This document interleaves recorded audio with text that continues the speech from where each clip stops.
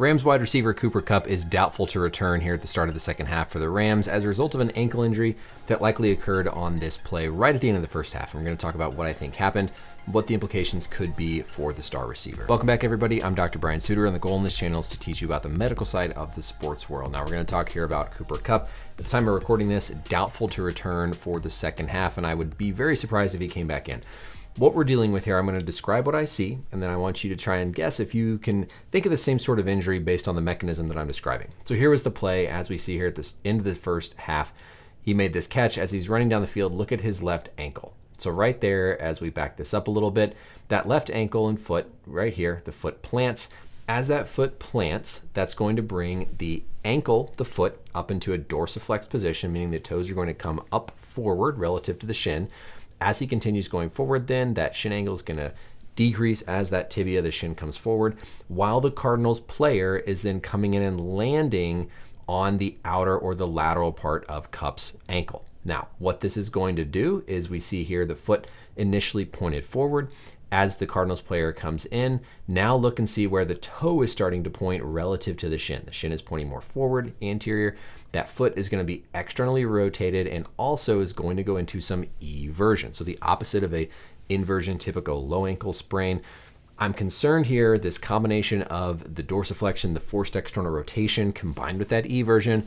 If you guessed high ankle injury, that's right. We're concerned here about a high ankle injury to that left ankle. And then we can see even further as he rolls through, that foot is still trapped underneath the Cardinals player there.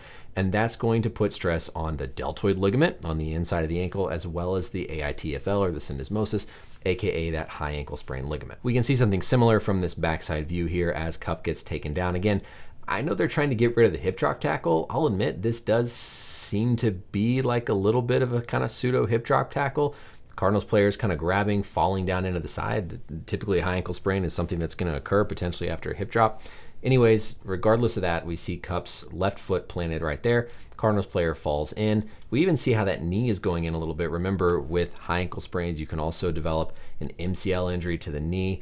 It does, from this back view, look like Kupp's foot releases quicker than what we could see from the other view. And so that is reassuring. If that foot truly comes off the ground before all that load comes in, that would make this a lower risk, kind of less severe type of an injury. So now if we look at our biodigital anatomy tool here to talk about the anatomy at play, this is looking at a left ankle. Looking straight on here, we've got the tibia or the shin.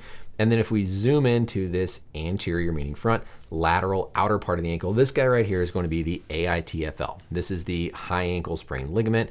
This is the structure that's implicated primarily whenever you have a high ankle sprain. Now there is actually a PITFL, the posterior tibiofibular ligament, but the whole purpose of this syndesmosis, we call it, is to keep the tibia and the fibula anchored securely close in towards one another, because that's really important to maintain this ankle mortise, the integrity of the ankle joint. You've got your talus bone that sits right here between that tibia and the fibula. And so this little ligament, when you do a tightrope surgery to fix a complete tear, an unstable one, you're trying to compress and squeeze that tibia, that fibula together to help maintain the stability of this joint.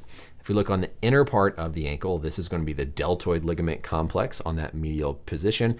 And so with Kupp, right, we got that dorsiflexion, the foot ankle coming upwards. That's going to lock and engage that talus within that ankle mortise joint. We then rotate the foot outward. That rotation outward is going to want to push apart that syndesmosis. Also, that combination of the eversion with the foot going in that direction is going to put tension on that deltoid complex on the inside, potentially causing a deltoid sprain, as well as that concerning high ankle. Now, recovery time really depends on a couple of key factors. Number one, is the joint stable or unstable? To assess this, you can do a simple stress view with an x-ray where you apply that manipulated external rotation stress onto the high ankle complex, the syndesmosis, and you see if those bones move. If the bones move, you don't even need an MRI. You know the joint's unstable. You know it needs to be fixed. Surgery, thankfully a tightrope procedure, if there's nothing else that needs done, might only be a 4 to 6 week, optimistic 3 to 4 week recovery. So even if Kupp needs surgery, this is not a season-ending type of thing. Now, if the joint is stable, if that AITFL is only partially torn or the others are intact, but it's still a stable joint, that's something that we're going to rehab only, anywhere on the order of probably 2 weeks, kind of minimum average scenario, up to 4 to 6 weeks, depending on which direction the athlete, the team chooses to go with non-operative versus operative.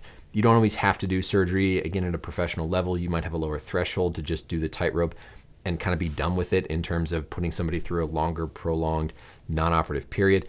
So I don't think this is anything season-ending unless we discover that there's a fracture on the x-ray. Even if he needs surgery, 4 to 6 weeks is the typical time for a tightrope, assuming that's what's going on here. So I wouldn't expect him to be out any longer than a month, 6 weeks, even if this ends up needing to be a surgery for something like a high ankle sprain. Hopefully that's worst case scenario, and this is something he is able to return quickly with just a minor little tweak. And also, the team is losing pretty bad, so that might be influencing their decision not to put him back. That's it for the video, everybody. Let me know as always any questions or comments down below, and until next time, we'll see you later. Bye.